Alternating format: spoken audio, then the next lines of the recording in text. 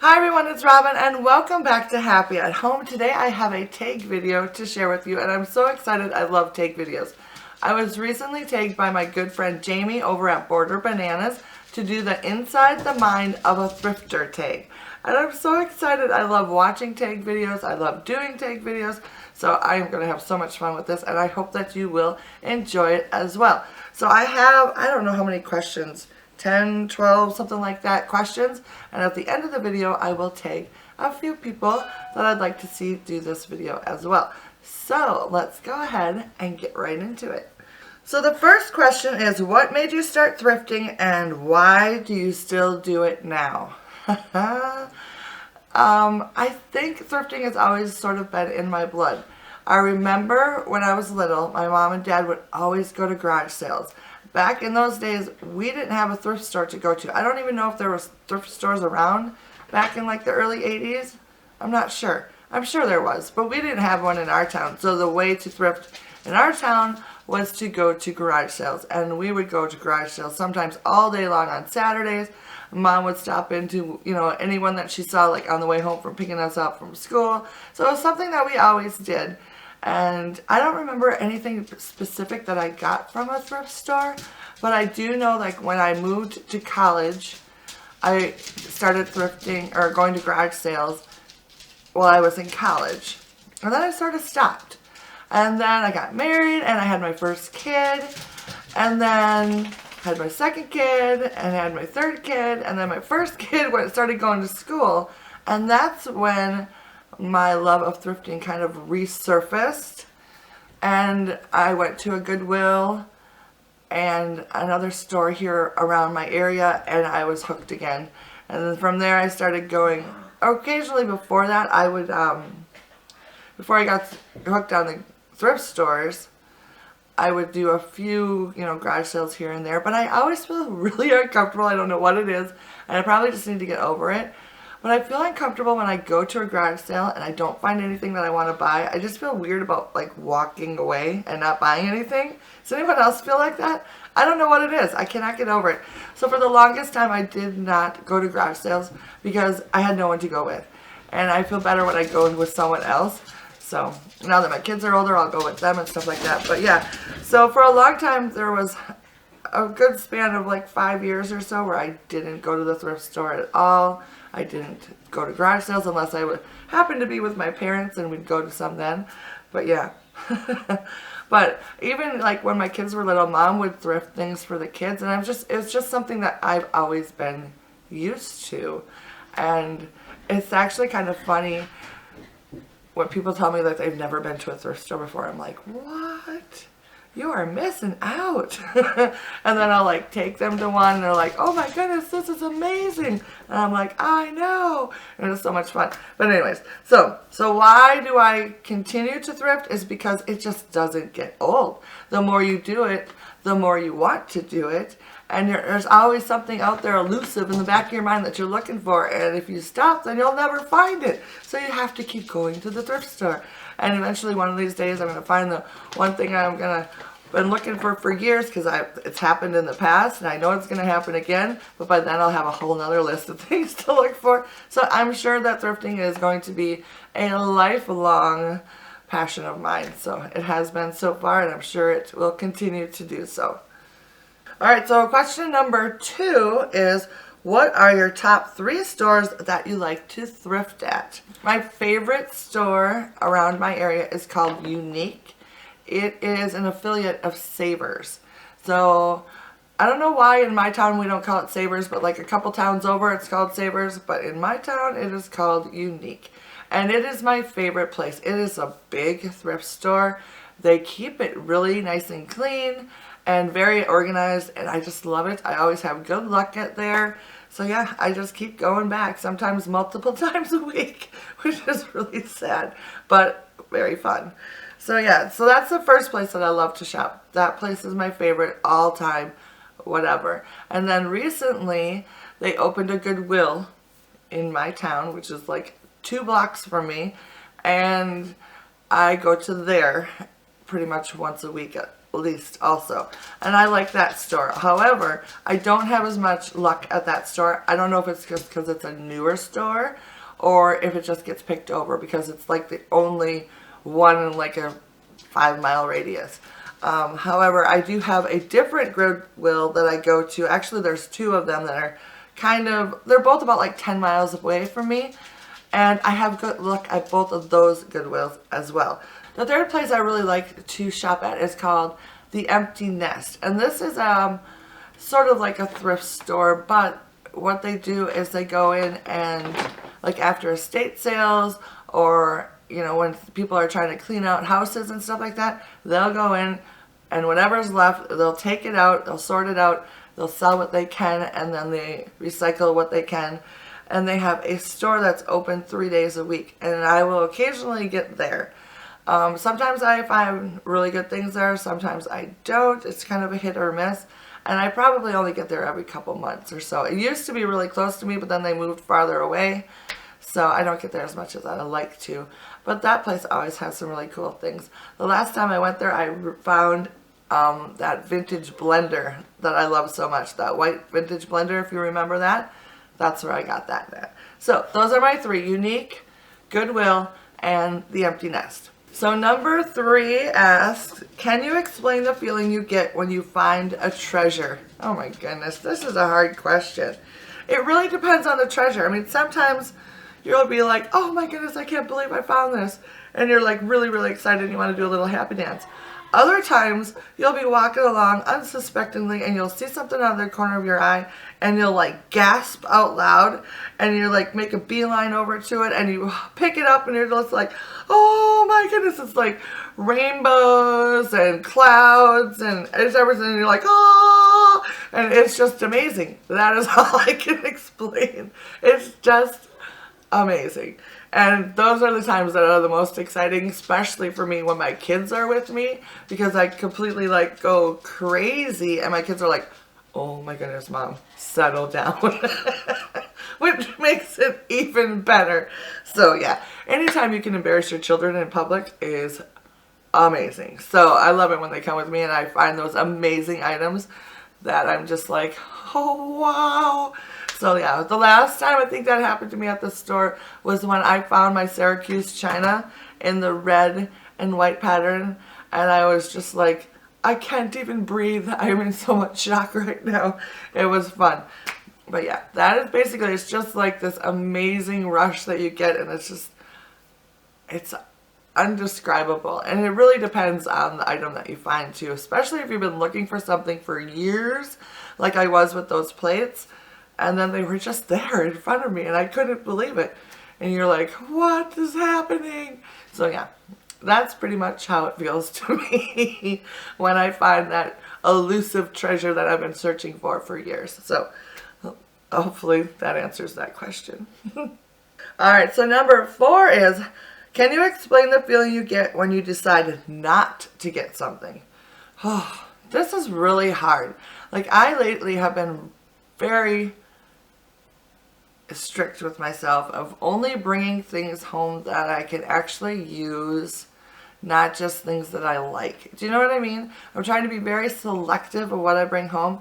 And when you're selective like that, there's a lot of stuff that you have to put back on the shelf. And it's always the sad times because you know you're going to use these items, but do you really need a third milk glass urn in the same identical shape, even though it's only $1.99. I mean, those are the kind of things that it's like,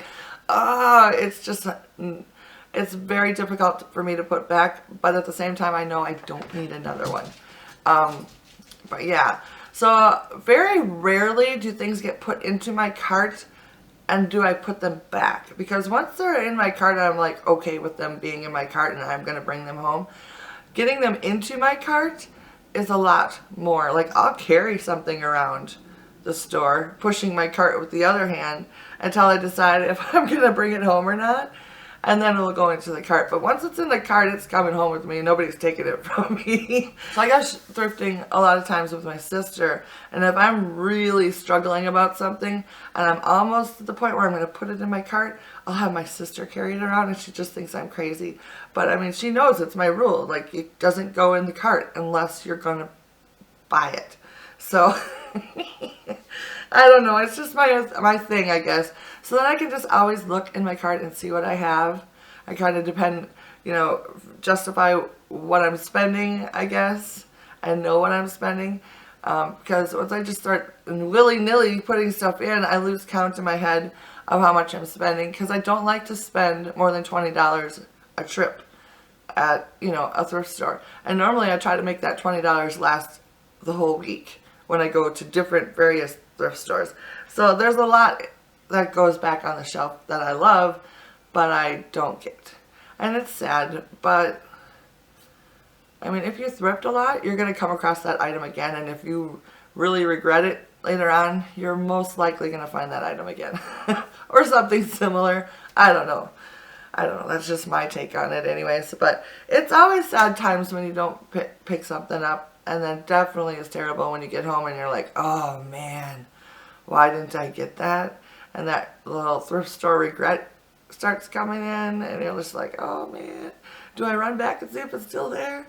But no, you do not. If you've already passed it up, just let it go. That's what you got to do, because it's even more disappointing if you go rushing back to the store and it's not there. That is pure disappointment right there. So anyways, so moving on to number 5. The question is, do you mind if pieces... Wait. Do you care about pieces being dirty? No. Not at all. I know that if it's a dishware or something decorative, something like that, there's ways to clean it, and it's perfectly fine after that.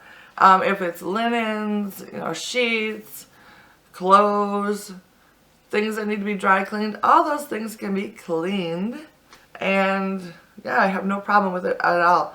And then if I ever come across those items that really smell like mothballs, or have that really musty scent of being around for a while, which are the really cool things that you find, I will put them outside and let them air out for a couple days. I'll spread a blanket on the ground, put it on there, let the sun sterilize it, let the air sterilize it, that sort of thing. Bring it in after a couple of days. Well, bring it in at night and then put it back out the next day. And I'll do that for a couple of days until most of the strong scent is gone, and then I will clean it as I normally would. I learned that tip from my mom. She used to do that all the time, sterilizing things with the sun. Does anyone else do that anymore? I don't know. It's not something you hear very often anymore. I'm wondering if it actually helps or not. But it always seems to refresh things pretty well. So, yeah. So that is what I do. And I do not mind if things are dirty. I've never come across anything from the thrift store that couldn't be cleaned. I did buy an artificial plant one time, and that was a bugger to clean, but it got clean. So it may take a little elbow grease, but you can get it clean.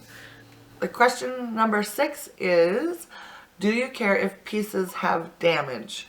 For the most part, no. Not unless it takes away from the actual, purpose of the item. Like, if it's a tool of some sort and it doesn't actually work, then of course I'm not going to pick it up. Unless I'm going to pick it up for decorative purposes only. But yeah, most things, if it's damaged, it's got a little nick in it, like for, let's say, dishes or whatever, if it's got a little chip in it, that's fine. It's normally marked down a little bit more if it has a chip on it, which is perfectly fine with me. And, if it's something that I really like, I'm going to get it, whether it's, chipped or not, because most of the dishes I buy are for decorative purposes. Obviously, I'm not going to buy a chipped plate that I'm going to serve my kids their food on, but, if it's for decoration, if it's already chipped and it's cheaper because of the chip, why not buy it? If it's just going to be decoration, half the time you're not going to see the chip anyways. You can adjust it, so that you don't see the problem area. Otherwise, I know a lot of people pass up any dishes that have any crazing on them or any discoloration or anything like that. But those are the type of dishes that I love. I will pick those up every single time over something that looks pristine and pretty. I love the older look of them with all that crazing and this discoloration. I just think it is awesome and it adds so much character to it. Just like a table. You can have a freshly painted table and you can have a freshly painted table that's distressed. I will go for the distressed table every single time. It just gives the table more character. I feel the same way about dishes that have the crazing and that sort of thing. Especially in metal, anything that's, you know, a little bit of rust on it, things like that. Perfect. I love it. It works perfectly for what I want to use it for, and I have no problem with that whatsoever. I actually bought a while back a vintage radio. It was a Panasonic radio. It was white and black and it was absolutely gorgeous. But on one side it had like this big triangle shaped crack hole, and like a piece of the siding of the surround of the radio was broken off. So it was a big triangle piece that wasn't there. It's supposed to be there. But I went ahead and bought it anyways because it was on the side of the radio. It wasn't on the front of the radio. And if I place it right where I want to display it, nobody can tell that it's broken. And it is the most cool radio ever. And of course, I picked it up regardless that it was damaged because it was for decoration only. I wasn't planning to use it as an actual radio. However, it does work as a radio and it works perfectly, and I use it all the time that way now. But when I bought it, I didn't know that it worked, and I knew that it was damaged. But I bought it anyways, and I love it. It is so much fun. It's one of my favorite pieces that I've ever purchased. So yeah, I'm not one to shy away from items that are damaged, especially if I know I can work around them. So there you go. Alright, so number 7 asks, do you remove price tags from your products? Yes. Sometimes. Let me explain myself. Alright, a lot of times I will get things home and I already know where it's going to go. Like, I know exactly what shelf it's going on and next to what, and this is what I bought it for. And those items I will bring home and they will go right where I think they should go. And if they look awesome, they stay there. Other times I will bring home things and I really don't have an idea for it. So those will go into like my little basket that I've got in my dining room. And they'll sit there until after I've done a Thrift Store Thursday haul. And then after that point, I will wash everything up and, you know, distribute it around the house into various, either use them right away or store them until I'm ready to use them. So half the time the tags get removed, but I still can probably go into my hutch and probably 15% of the stuff still has the tags on them. And sometimes when I'm decorating with items, I have to turn them around because the tag's still on them. It's terrible, I know. Actually, if you guys watched my, which one was it? Oh, my milk glass collection spring hutch video. I have 3 tags on the stuff in there still, and they're still there. I haven't removed them yet. So yeah, most of the time I will remove the tags, but sometimes it just doesn't happen.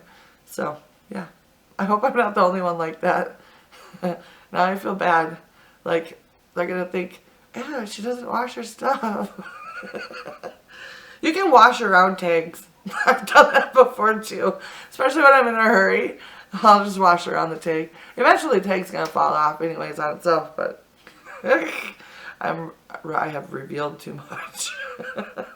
Okay, number 8. What do you do with all your stuff? Oh my goodness, this is a hard question. Well, most of the stuff that I buy, majority of what I buy, are universal farmhouse cottage style items that I can use pretty much any time of the year. And I don't use everything that I have, obviously, but most things I can use right away in various different scenarios, in various different seasons. And that's the way I like to thrift, is for things that I can use all year round. Then of course there's those items that are seasonal, and those are always put away. But for the most part, I keep most of my dish collection. I have a hutch in the living room, and then I also have a corner hutch. The corner hutch I've got doesn't get the display area behind the glass, doesn't get changed up very much, but there's a lot there that gets displayed. And then the bottom is plumb full, like really full of dishes. The same with the other hutch in there that has a lot of dishes. I also have a side table in my living room area that has like 2 shelves on it that has dishes in it. Actually, like more, that has more of like my milk glass, like urns and that sort of thing, teapots, that sort of thing is in there. So those 3 places hold a lot of stuff. I also have in my dining room a new table that I redid recently that has 2 drawers in it. It's just got a big open cabinet. That has some stuff in it, but mostly that's like my candle collection and a few books and stuff like that. But it also is sort of starting to get filled up with thrift store items that I haven't used yet. So those are the 3 main, those areas get filled up first. Any overflow from that gets put downstairs in my laundry room. In my laundry room, I have a set of shelves. It's like 4 shelves. And that area is very highly organized. I have everything organized by season in that area. So if it's, definitely for 4th of July, it's in the 4th of July box. If it's for Halloween, it's in the Halloween box, that sort of thing. I also have another set of 2 shelves that are probably about 6 feet long that I have like those banker boxes on.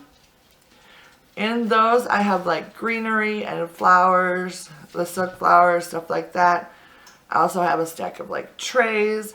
I have another one filled with like silver trays, silver serving pieces, that sort of thing that I'll get into when I want that sort of stuff. So from there, I think I have like 10 boxes down there. The little banker box, cardboard boxes you can get. And those are filled with, that sort of thing. And those are on those shelves. So that's another form of storage for myself. Also in the laundry room, we have a shelf, 2 shelves above the washer dryer area. And on there I have more of those banker boxes. And the ones up there are like my crafty supply things, like my silk flowers, the greenery, that sort of thing. But it's only like not the Christmas stuff, because the Christmas stuff is completely separate from that. So in that area I have 3 boxes that are just all floral. I've got fall, summer, and spring. So that's where I keep, wreaths and flowers and all that kind of stuff. Where else do I store things?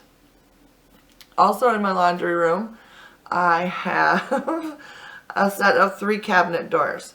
And 2 of those cabinets are like just completely candle holders. Like all of my candle holders. The silver, the glass, the metal ones, they're all in there in a big old hodgepodge that are just candlesticks, I should say.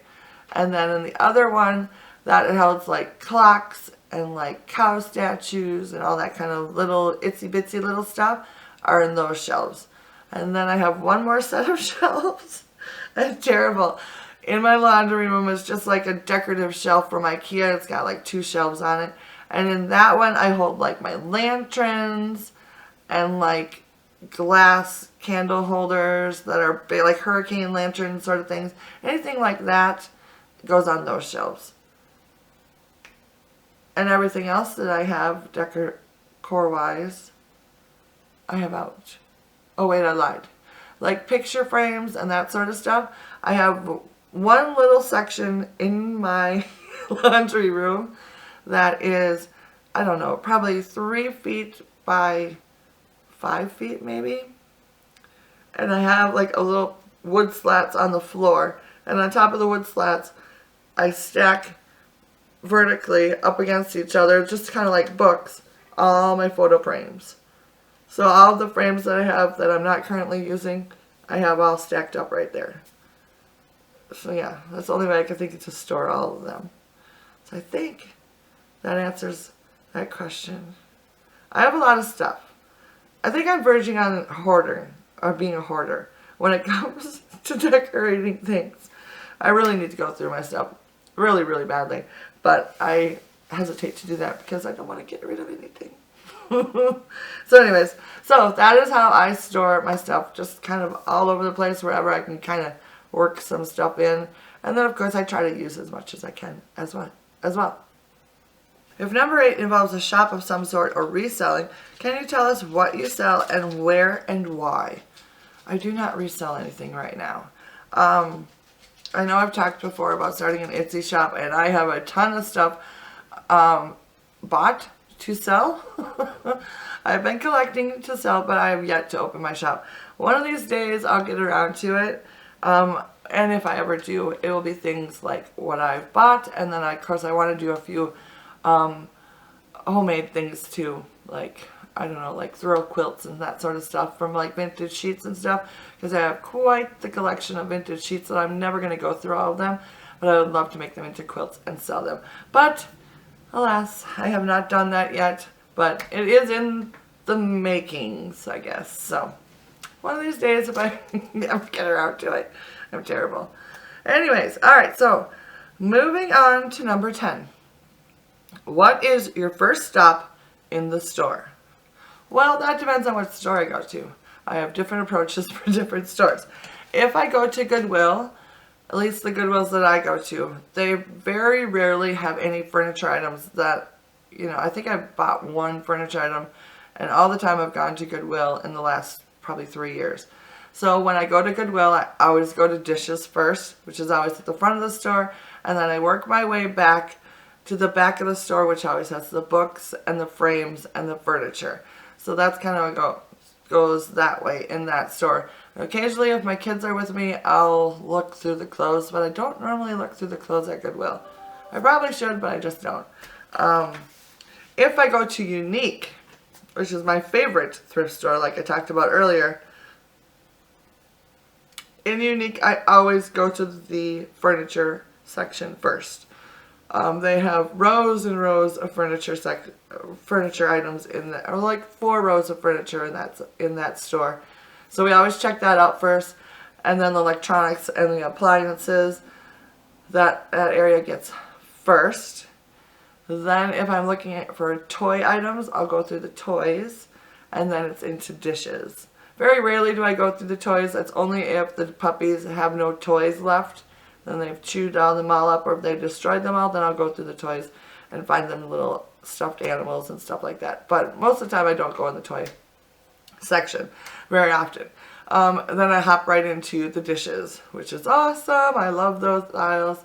So you have the regular dishes, like the silver and the glass stuff first, and like the platters. The next row is the plate aisle. Opposite of that is like the Tupperware aisle. And then on the other side of that is like pots and pans, Pyrex, glass baking dishes, that sort of thing. So that's kind of the next section that I go to. And from there, I follow the rows down to like the random decorative items. They have like one row that's like kitchen-y, appliance-y kind of stuff, like canisters and cutting boards and rolling pins, that kind of stuff. That goes in one aisle. The next aisle is wood items, clocks, and baskets. After that, it's like the craft aisle, like florals. What else? Oh, like plant holders. And then like office supplies. I don't really look through the office supplies very often. I really should, because I love vintage office supplies. But there's just so much to look at sometimes that I just don't always look at that. Oh my, it's getting super sunny out right now. I'm being blinded. Oh my, I can barely see. I have to squint really hard. It's like cloudy out, but right now we're in like this sunny spot. And I'm being blinded. But anyways, so after that, then it gets into like the decorative candles, that sort of thing. And then it's books after that. And then from there, I skip over all the clothes and I go to the back corner that has like the linens, pillowcases, sheets, bed coverings, that sort of thing. And then we always, from there, we will go through the men's athletic shirt area, because we're always on the lookout for basketball jerseys for my brother. Haven't found one for him, but we always look for it. We found a basketball jersey, but not ones he wanted, if that makes sense. So once I'm all through that, if I'm still going strong and my sister's still going strong, we will look through a lot of the clothes, maybe the bags, that sort of thing. So that is the end of that store. I mean, that's kind of my way through that store. Yeah, and I already talked about Goodwill. So yeah, if it's a new to me store, like I stop in somewhere and I've never been there, it's not a Goodwill, it's not a Savers or a Unique, then I just kind of start at the door and work my way around. So moving on to the next question. Number 11. Oh, I think I already answered this question. It's asked, what's your second stop in the store? I pretty much answered that with number 10. We can just skip over that one, right? Okay. So number 12 asks, how long can one trip last you? Oh boy. It really depends on the mood that I'm in and who I'm shopping with.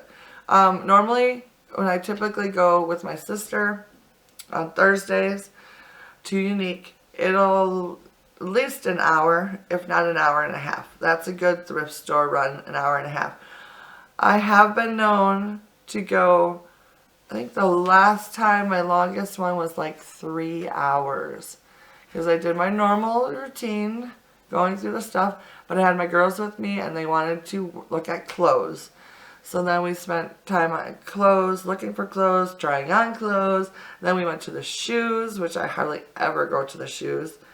And yeah, so that was a very long trip. But yeah, most of the time it's like an hour, hour and a half, 2 hours max most of the time. So yeah, but that's in a really big thrift store. Goodwill, on the other hand, I could spend maybe an hour in the Goodwill because it's just not very big and it doesn't have that much stuff in it. So, all right, so moving on to the next question. Oh, we only have 2 questions left. What is your thrifting style? Well, I guess it kind of goes with my decorating style, which is I really like farmhouse style. I really like cottage style. And I really like, what do you call it? I can't think of it right now. Swedish style, I guess you would say. Or Scandinavian. I like Scandinavian, like country style. Which, between all the styles, what I love the most is the simplicity of items. And I love items that have more than one use. Like, say, one thing I'm always looking for at the thrift store are soup trains. Because you can use them for a soup. You can use, you can use them to serve food in. You can use them as a decorative object, to display. Or you can use them to, like, fill with, flowers or bits and bobs of different things. So I like those for that reason. Plus, they always have that classic shape, which I love. So I guess what my thrifting style would be, whatever sort of fits into however I'm wanting to decorate my house at that time. I'm always on the lookout for things that look old and vintage and farmhouse-like and things that I can use in multiple ways. So yeah, I guess that answers that question. I don't know what else to say about that, other than you guys pretty much know me. If you watch my Thrift Store Thursdays, you know what I like. A lot of dishes, a lot of white things with pops of color, or things to add pops of color with. So yeah. But overall, simplicity is my probably overall theme. Because whether I'm going to go with a cottagey look or a farmhouse look, or everything is pretty much, I keep things to a simplistic feeling, I guess, if that makes sense. I don't know. Alright, so moving on to the very last question, and it asks, do you watch other thrifting YouTubers, and what do you get out of watching them? Absolutely. Watching thrift store hauls is like one of my favorite things to do, and I could watch them all day long, every single day if I could. If I could just sit and be lazy and watch them, I would watch them all the time. I love seeing what people find. I love it when people find vintage things. And I'm like, oh my goodness, that is so cool. I need to look for one of those. That sort of thing. I think it is just so much fun. And I love it when people tell me, what they found and how they're going to use it, that sort of thing. Love that. I think that is so much fun. And basically what I get out of it is a lot of times I will see something that someone has found and I am obsessed about finding the same thing or something similar. Or I will see something someone finds and they say they're going to use it a certain way, and I'm like, oh, I never thought about using it that way. So then I'm like, oh, I should look for something like that too if I don't already have it. I just think it is so much fun to watch what other people will bring home and how they're going to use it. And yeah, it inspires me to get out there and do more thrifting and more treasure hunting. And then of course it also adds to my list of wish list items. Like right now, who was it? Oh, it was Mad Girl Vintage, I think it was. She showed, I think I've talked about this before, but she showed a little set of like a spoon or a fork or something like that. And it had like the Starburst little engraving on the handle, and I just thought that it was the coolest thing ever. So every time since, I have been looking at the thrift store for these, you know, basic little silver stainless steel silverware with the Starburst pattern on it. I just think it is so cool, and I would love to find a pair. So I just keep looking every single time I go. So yeah, that's just one example of, you know, how other thrifters have inspired me. Also too, I watch Mad Lamp Lady. Is that right? I think so. And I love watching the lamps that she brings home. It's just so cool. I haven't come across half or nearly as cool lamps as she has, but yeah, I just think it's really fun. So anyways, so yeah, I do watch a lot of YouTubers who thrift also, and I love a good thrift haul. I think it is so much fun. So that is the end of the questions. We made it through. Hopefully this is not like the longest video ever. I hope I kept it short and sweet. But anyways.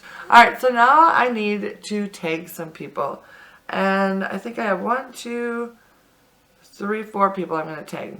I'm not sure if there's a limit on how many people I can tag, but this is what I decided to go for. I'm going to tag My Feathered Nest, Nicole Northgarden, Mad Girls Vintage, and Sweet and Simple Home. So there you go. So if I've tagged you, I will let you know that I've tagged you, obviously. And I am hoping that you will do this tag because I had so much fun with it, and I would love to know your answers to some of these questions. So to the rest of you, thank you so much for hanging out with me today and hopefully putting up with this very, very long video. I had a lot of fun with this. I love take videos. I hope you do as well. And if you have any questions on what I've talked about today, or you want me to clarify anything, just let me know down in the comments and I will try to answer more articulately to answer your questions. So, alright, I guess that's it for me today. Thanks again for watching, and I will see you again in my next video. Bye now.